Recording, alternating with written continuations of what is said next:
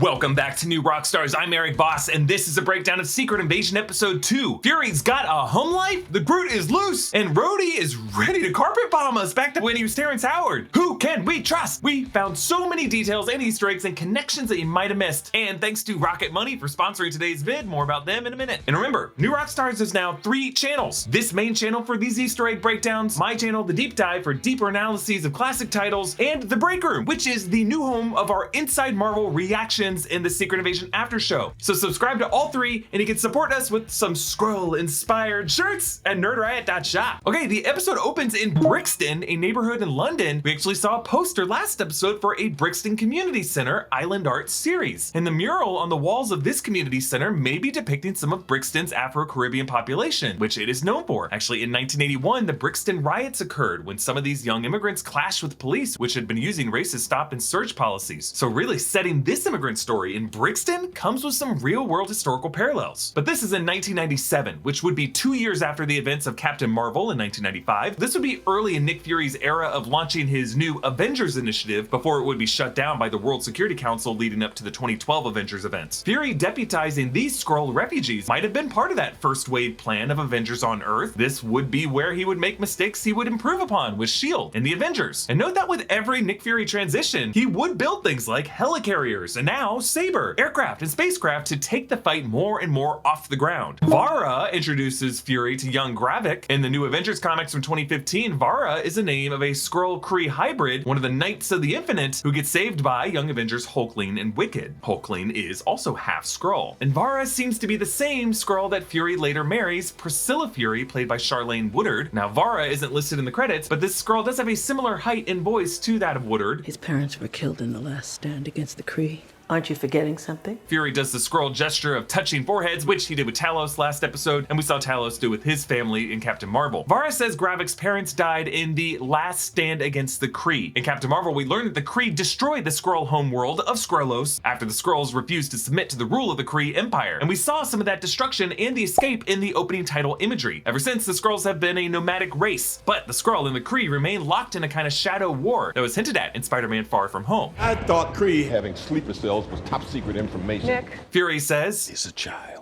Only to human eyes. Talos last episode indicated that the Skrull maturation and lifespan is different than that of humanity. They live much longer lives, but it sounds like they mature much sooner. So we can also apply that early maturity to Gaia in Captain Marvel, the moment when she was on the space station and saw some Kree get shot. The violence she saw was witnessed by someone with more of an adult context of what it meant. Notice how Vara is wearing this interesting ring on her right hand. We don't see that ring on Priscilla's finger later, which is odd because Priscilla seems pretty strict about the rings that these two have to wear, but maybe this old one represented a union in her past life on Skrullos. Fury asks the Skrulls to take on human faces as he promises to find them a new home. Using Earth as a refugee colony will also be what the Asgardians of New Asgard do in Endgame and Thor Love and Thunder. And in Wakanda Forever, there was a news ticker reporting that President Ritson signed a trade agreement with New Asgard. And there was no expectation that the Asgardians assimilate or change anything about themselves, as I guess they look humanoid enough and drink Asgardian ale and eat Thanos-themed ice cream and do Old Spice commercials. So this expectation for the Skrulls represents the way some ethnic and immigrant groups are expected to hide or erase their heritage while others get to celebrate theirs. Soren here is played by Kate Braithwaite in her Skrull form and Charlotte Baker in her human form. In Captain Marvel, in A Far From Home, she was played by Sharon Blynn, and that was only ever a Skrull form because we never saw the human form besides Maria Hill. In the aftermath of the Russian Unity Day attack, Maria Hill is definitely dead, folks. Since she does not revert here to Skrull form, I don't think there's any hope for Tahiti from Agents of S.H.I.E.L.D. either. This episode shows us her casket with an American flag draped over it, an angry mother. They would not go to these dramatic lengths if they intended Maria Hill's death to be a fake out. Let's not do the thing that we do in every Marvel show and just overthink the wrong things. There's only 6 episodes of this, and obviously they're setting up bigger mysteries than this. The AAR guy, that's the Skrull Brogan in disguise as human, says, I'm an American! I'm an American!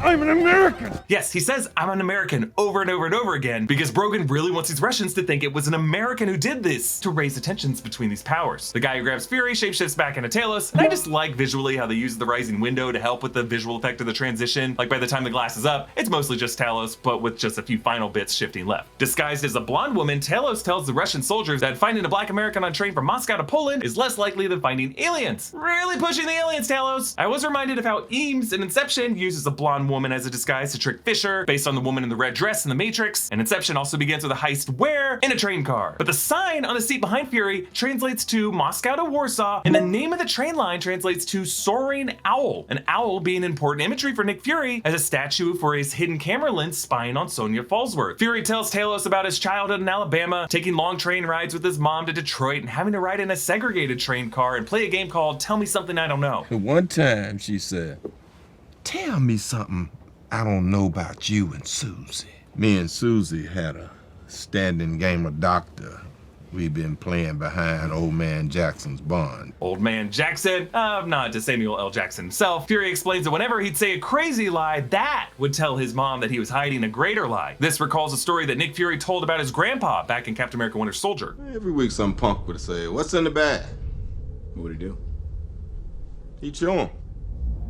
Bunch of crumpled ones and a loaded .22 Magnum. Granddad loved people, but he didn't trust them very much. So really it was Fury growing up in the segregated South that gave him multiple influences for not trusting people. Fury uses the game on Talos to learn that all 1 million of the Skrulls that fled Skrullos after it was destroyed by the Kree settled on Earth, and most of them after the blip in the past few years while Fury was on Saber. So that post-blip homeless crisis that affected humans on Earth and all these other titles is also affecting Skrulls, particularly across the universe. And I point this out because nowhere is now supposed to be a welcoming refugee colony in the MCU in space, so why didn't more Skrulls go there? Well, maybe some did. We do find out in a second about other Skrull colonies, but hey, maybe nowhere ain't that tolerant. It is a population mostly Xandarians. Maybe they're as intolerant to Skrulls as Terrans are. Really, I think it was just Gravik's appeal as a strong military leader that attracted more Skrulls to Earth than to anywhere else. Talos says that every Skrull that isn't in Emperor Drogi's colony, they answered. So in the Secret Invasion comics, Drogi Fenu-Idu, spelled a little bit differently, is the head priest of sciences who studied captured members of the Illuminati and discovers and invents Super Skrulls, which are Skrulls that can mimic the powers and the appearances of those they impersonate. And that is what seems to be the plot in the works revealed later this episode. We don't know if the Emperor Drogi that Talos mentions here is part of that operation. He just seems to be the current galactic leader of the Skrulls. And the fact that they call him Emperor means that in their eyes, they still view their race as part of a dynastic empire. They still have some pride in their old ways. Talos says that he wants humans and Skrulls to coexist, but Fury shoots back. Humans can't coexist with each other, Talos. You've been here long enough to know that. We've been at war with each other since we could walk upright.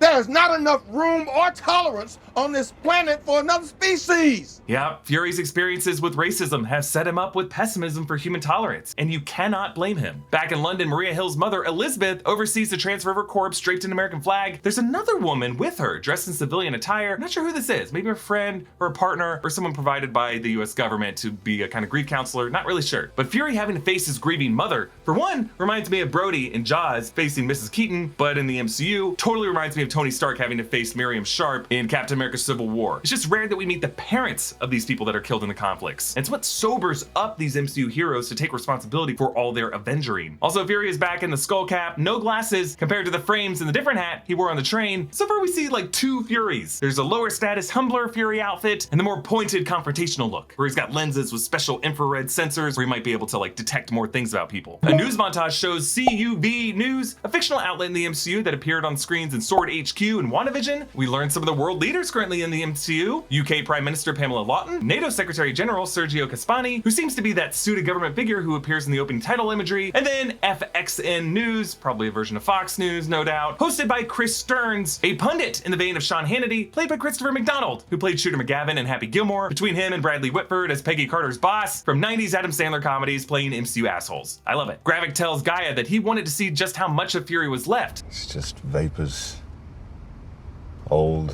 Which recalls Fury's dusting that we flashed back to last episode, that at the end of Infinity War, like Sonya Falsworth, Gravik is saying that moment changed Fury forever, that not all of the Spy Master faded back. You don't punish a man by giving him what he wants. Yes, and I'm sorry to link everything back to Thanos, but it does recall Thor chopping off Thanos' head at the start of Endgame, trying to punish the Mad Titan by giving him the death that he really wanted. It also echoes T'Challa's punishment of Zemo, refusing to let him die at the end of Civil War. As they pull up to the building, again, we see purple lighting mixing with the green tones of the street and the car visor to give the setting the green and purple tone of the Skrull's skin and blood, and inside, it's all green. Green carpet, green wallpaper, not even trying to hide their true colors. We meet the Skrull Council, which includes the UK Prime Minister, the NATO Secretary General, and the media pundit, plus 2 others, Shirley Cigar and Christopher Go, playing a character credited as Jack Hyuk Bin, maybe a celebrity or a tech leader of some kind. I assume we'll find out in future episodes. In the Secret Invasion comics, several politicians and public figures, including Barack Obama, John McCain, and Stephen Colbert, are confirmed to be Skrulls. Gravik accuses them of drinking man's wine. Gaia told Beto last episode that they drink Skrull wine, yet we saw Gravik plopping 3 cubes of human sugar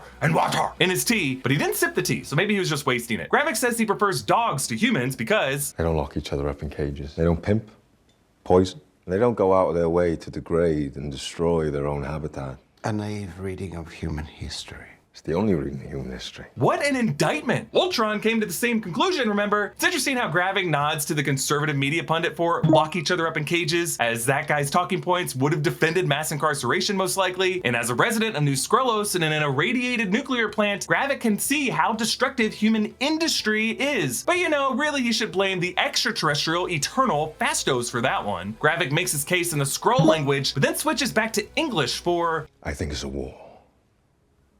I think it's a war. I wonder if the English word for war is more powerful than the Skrull word for it, since the Skrulls lost in their resistance against the Kree. The NATO Secretary General asks, And what happens if the Avengers return? You don't think I thought about that? yes, he's referring to his Super Skrull program to make Groots, Cull Obsidians, Extremis soldiers, and Frost Giants out of themselves. We'll learn more about that later. The UK Prime Minister nominates Gravik to the wartime leader position, Skrull General, like Senator Binks nominating Senator Palpatine to have emergency wartime powers, and now Gravik is the Senate. And thanks to Rocket Money for sponsoring today's vid, it makes saving money easy. Rocket Money used to be Truebill, but Truebill mutated from a bill management app into a full-on money management powerhouse, Rocket Money. Rocket Money does everything Truebill did and more, helping 3.4 million members take control of their finances with easy-to-use features that put you back in charge of your finances. One of Rocket Money's best features is that it helps you find and cancel all your unwanted subscriptions. I was wasting hundreds of dollars every month on stuff I didn't even use, and now I can use Rocket Money's smart savings account to put that money aside instead. I just choose the amount I want to save and how frequently. Rocket Money automatically deposits my money into a savings fund that I can withdraw from anytime. For the money I'm spending instead of saving, I use the budgeting tool. It monitors my spending by category, sends notifications when I've exceeded my spending limits, and visualizes my spend to earn ratio by month, quarter, or year. Rocket Money can even negotiate bills, from internet service bills to cable and phone bills. I didn't even know those could be negotiated. Just upload a photo of your bill and Rocket Money does the rest. Once you've signed up, you can unlock even more features in premium. It's so easy to use and there's no reason not to take control of your finances. To try Rocket Money out for free and support our channel, head to rocketmoney.com/newrockstars or click the link in the video description.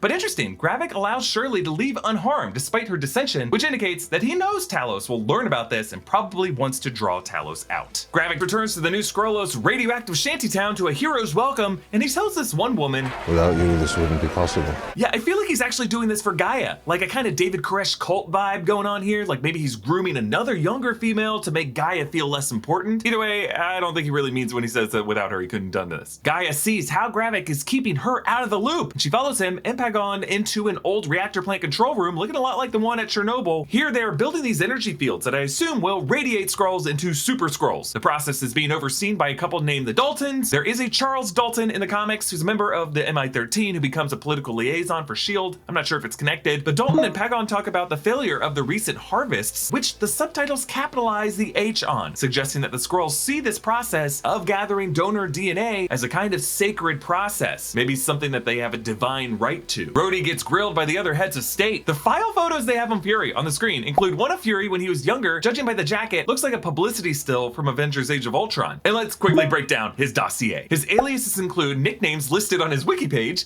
Nick Fury, 100% red-blooded Earthman, Mr. Furry, Foxtrot, Jacob Veach, which is an alias Nick Fury used for a holding company in Captain America Winter Soldier, then One-Eyed Man, Son of a Bitch, and the Most Dangerous Man. We also see his associations, which include the US Army, S.H.I.E.L.D., CIA, Project Pegasus, remember that was the Tesseract research project that we saw at the beginning of 2012 Avengers and in Captain Marvel, and Nick Fury's crew, which was the nickname of Fury's post-S.H.I.E.L.D. associates that we saw in Age of Ultron. I want to quickly thank our team of researchers, including MT, Eric Francisco, Gina Ippolito, Jordan Morris, and Noah Chen, for helping me ID these and a lot of other cool stuff in this breakdown. Prime Minister Lawton wears a green necklace. These Skrulls cannot help but show off their verdigris. I'm going to assume that everyone wearing green green flair on this dais, like the leader to the left of France, that African leader behind Italy. These guys ain't just Irish. When Rhodey doubts the Russian intel, the diplomat from Slovakia, Respectfully, Prime Minister, I can't take the authenticity of Russian-supplied photos at face value.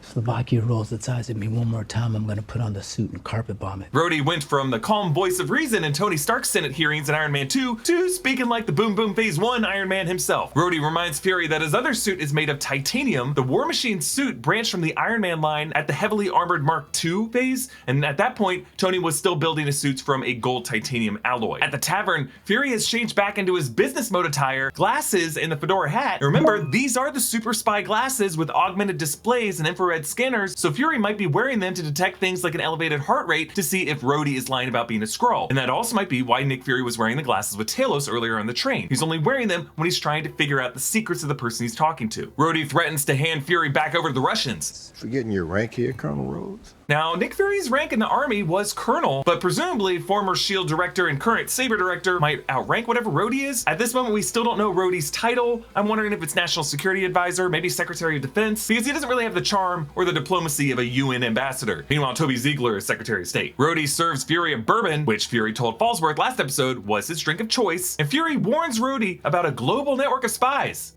Hydra? Yeah, if Hydra was a bunch of green guys who could shapeshift into your daddy. Yes, Hydra would be the go-to assumption because that was the network they all had to deal with in Captain America the Winter Soldier. Hydra went on to be nasty threats in Agents of S.H.I.E.L.D., but as of Age of Ultron, the Hydra threat was thought to be mostly dealt with in the MCU, though in later episodes of What If, the implication is that the Zola algorithm might still be living on in a computer terminal in Siberia. Rhodey indicates that he's known about Skrulls for a while, though. About 15 years ago, I was part of an eyes-only top-secret presentation. So, 15 years prior would be around 2010, 2011, if we assume that this show is set in 2025 to 2026. So this presentation that Rhodey saw would be after Rhodey became War Machine as he was transitioning into his Iron Patriot role for the government that we saw in Iron Man 3. Chances are, if Rhodey knew about Skrulls, so did Tony Stark. So, is Rhodey a Skrull? Well, in my view, he's still highly Skrull-spicious. But I think if the show planned to later reveal him as a Skrull, they would have left some breadcrumb in this moment besides this fairly by-the-books government intel backstory. Really, the big arguments against Rhodey being a Skrull are, one, he was incapacitated in Civil War and likely would have reverted then, and two, if the MCU were to say Rhodey's heartbreak at the moment of Tony Stark's death in Endgame wasn't the real Rhodey in that moment, that just might be stomping on sacred ground for too many MCU fans. And I just don't think a hypothetical scene of the real Rhodey waking up from a fracking pod to Fury telling him that Tony's dead and then reacting then will hit as hard to MC viewers than that moment in Endgame, especially since we're learning a lot of people are not watching this show, and Avengers Endgame is like one of the top 3 biggest movies of all time. Rhodey mentions that the Skrulls sent a few light ships crashing down to Earth. This might be the answer to a long-running MCU mystery of what that ship was that crashed into the ocean at the end of Age of Ultron that wasn't Hulk in the Quinjet. One of our tech boys flagged this. Splashed down in the Banda Sea. Could be the Quinjet, but with Stark's stealth tech, we still can't track the damn thing. So presumably, this could have been one of the Skrull cruisers, like the one that brought Bruce Banner back to get his son that we saw in She-Hulk. Fury explains why calling the Avengers is a bad idea. No, we can't jump the gun on that. You know, we get them in a fight with the Skrulls, and next thing you know, they find themselves duplicated and turned into terrorists. And I just gotta say, I love this scene so much. It's been my favorite moment on the show so far, and it's mostly for how real these two men get with each other. Every ounce of power we wrestle from the vice grip of the mediocre Alexander Pierces who run this world has earned in blood. Yeah, shots fired! And he's totally right. Alexander Pierce sucked as a leader. Part of their backstory was that in Bogota, Pierce planned to negotiate with rebels who freaking kidnapped his daughter, and only Fury's heroic plan to rescue her is the reason he got back alive, and that's what put Fury on the path to becoming director of S.H.I.E.L.D. But Rhodey shoots back to Fury's request to help a brother out, saying that the point of their opportunity is to hold each other accountable when they fail. And he fires Fury. Both of these men are stubborn, and both of them are coming from rational places. James Rhodes talking as a company man that he has always been in this universe, trying to affect change from within the system, and Nick Fury being the guy who has always been on the outside, and that's where he's been most effective, as he says here. I'm Nick Fury. Even when I'm out, I'm in. Hell yes! This has really been what Fury has wanted to yell at everyone on the show. Just because he's been off-world on Saber doesn't mean he's out of the game. And in fact, he's very much playing the game. So Falsworth picks the lock of the Russian butcher shop and correctly applies a Skrull test of severing Brogan's finger. In addition to the skin turning green, I like how the dripping blood turns purple. Now, it is possible that Falsworth is herself a Skrull. She could just be testing to find out everything Brogan told the Russians. She is wearing green here, but I think if she is a Skrull, she probably does not belong to Gravik's group. She would be a Skrull playing her own game. So we're all gonna keep a close eye on Sonya Falsworth. Gaia sneaks around the Skrull base, and in the background is a painting of an old Soviet leader. I think this might be Konstantin Chernenko, who was only Secretary General from April of 1984 to March 1985, suggesting that this plant might have been decommissioned just a year or two before the Chernobyl incident in 1986. Rosa Dalton's file lists active pod number 19, which might be referring to what fracking pod the human version of Rosa Dalton is stored in. But then the big MCU Easter eggs this episode come right here. The samples of Marvel creatures the Skrulls have been harvesting DNA from, starting with Groot, listed as species Flora Colossus, humanoid plant, Planet X. That was Groot's listed homeworld in Guardians of the Galaxy. Now the image says that this sample was acquired from Earth, so presumably this could have been recovered from the Battle of Wakanda or the Battle of Earth in New York. Then Frost Beast, Jotunheimense, carnivorous reptomammal. We saw these frost beasts in Jotunheim in the first Thor movie, and then in the events of 2013's Thor the Dark World. A frost beast was transported to Earth from the events of the Convergence, so presumably this is that same one. Cull Obsidian, species unknown. Remember Cull Obsidian? That was Thanos' beefy minion in the Black Order in Infinity War, whose arm got chopped off by Wang via a portal and then hacky-sacked by Bruce Banner. This photo seems to be showing that same severed hand on ice. And then Extremis, found from humans on Earth. Remember them? They were the fiery, combustible, limb-regenerating test subjects of Aldrich Killian in Iron Man 3, one of whom recently showed up again in the Fighting Club in Shang-Chi. All of these list Terra as C-53, which was Earth's planetary designation as of Captain Marvel. And all of their DNA is listed as deoxyribonucleic acid-based, deoxyribonucleic acid, DNA, suggesting though that there might be some beings in the universe out there that are not based in DNA and would be impossible for Skrulls to replicate. For example, do Eternals have synthetic DNA? Could a Skrull replicate a Celestial? Does a gooey dope from Quantumania Veb have DNA? Just an interesting thing to think about. Carbon versus silicon-based life forms. Now, of course, the plot here is the generation of Super Skrulls, which in the comics are Skrulls that can replicate both the appearance and the powers of enhanced beings. And it could be possible here that the specific creatures chosen aren't just random, that they start to at least line up with the powers similar to those of the Fantastic Four, who are among the superheroes that the Skrulls replicate in the comics. Like Groot can stretch out like Reed Richards does, Extremis fires up like Johnny Storm does, Cull Obsidian is roughly the power set of Ben Grimm, and the parallel kind of drops off after that. I don't know, I just thought it'd be cool if they had Ava Starr's DNA, Ghost from Ant-Man and the Wasp, so that one of these abilities could be invisibility and phase shifting to line up with Sue Storm, but there could be others, we'll see. Okay, Falsworth injects Brogan with a serum that boils his blood, which is a bit similar to how Extremis works. While Skrulls are resistant to radiation, this could be one thing that disrupts their inner chemistry. Brogan confesses that the Daltons are leading the science for the Super Skrulls program, and Falsworth seems to be more aware of this operation, just wants a name to confirm her suspicions. Gravik shoots the Russian guard right as he was on the downward swing to chop the sausage. I guess kind of like how Indiana Jones in The Last Crusade times his clanging in the Venice library floor with that librarian stamping the books. It's just weird how Gravik holds a doorbell, but that guard did completely fall back into the shelves and made a huge crash sound, so I don't know who he's kidding here. And as Gravik slaughters the men like the meat carcasses that surround them, Falsworth goes down the escape hatch. How very Dostoevsky. Referring to Dostoevsky's best-known work, Crime and Punishment, in which the character Raskolnikov murders an elderly pawnbroker, steals her wares, and must escape down into the floor and back to his own small apartment. So Falsworth knows that she's dooming Brogan to death here, because his Skrulls will assume he talked. As they extract Brogan, Gaia hides in the alley speaking Russian into the phone, likely reporting the location of their Skrull safe house. So Gravik will assume it was Brogan who told them and killed Brogan, which would piss off Pagon, who initiated Brogan and wanted to keep him alive, which I guess is Gaia's plan for further driving a wedge between Gravik and Pagon after earlier overhearing Pagon say our fearless leader isn't always right. As I pointed out before with the opening credits imagery, the bishop transitions into the queen and transitions into the king, and it's all happening on one side of the chessboard, the Skrull side. In the final sequence of the episode, Fury drives out to a home in the UK countryside where his Skrull wife, Priscilla Fury, I believe Vara from the opening scene, chops foods that are all green. If this is Vara, I think we can assume that Fury knows his wife is a Skrull, even though she reverts to human form when he walks through the door. Fury did mention having a wife in Winter Soldier, but we didn't know if he was telling the truth or not back then. My wife kicked me out.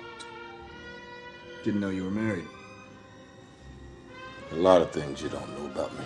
In their house as he walks in are abstract paintings of humans taking different forms, reminding us of a Skrull mid-transformation. Also interesting how the books on the shelves all seem to be arranged by color. Like there's a blue shelf, a green shelf, an orange shelf, a red shelf, like the show itself and the color-coordinated Skrulls. Whoever put these books on the shelf is very color-coordinated. But of all the different disguises Fury wears this episode, the disguise of an unmarried man is the one that Fury must drop when he comes home. Like superheroes wearing masks to protect those they love, Fury keeps his wedding ring off to prevent any enemies thinking he has a wife and going out looking for her. Otis Redding's Try a Little Tenderness plays, 60s soul music always being a favorite of Fury's after he cited the Marvelettes' Wait a Minute, Mr. Postman and Captain Marvel. And as this episode fades to black, Otis Redding's lyrics say, squeeze her, don't tease her, never leave her. Had Fury left his wife behind on Earth while he was on Saber? Or did she join him on that space station? Was she the Skrull who took his shoes?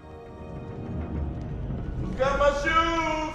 Fury, maybe it was just your wife cleaning up after you. Hey, subscribe to New Rockstars and the Deep Dive and the Break Room, which is where our Secret Invasion after shows inside Marvel will now live. And you can support us by grabbing some merch like this Secret Invasion inspired Skrull design at nerdriot.shop. Follow me on Instagram and Twitter at EA Voss. Follow New Rockstars and subscribe to New Rockstars for more analysis of everything you love. Thanks for watching. Bye.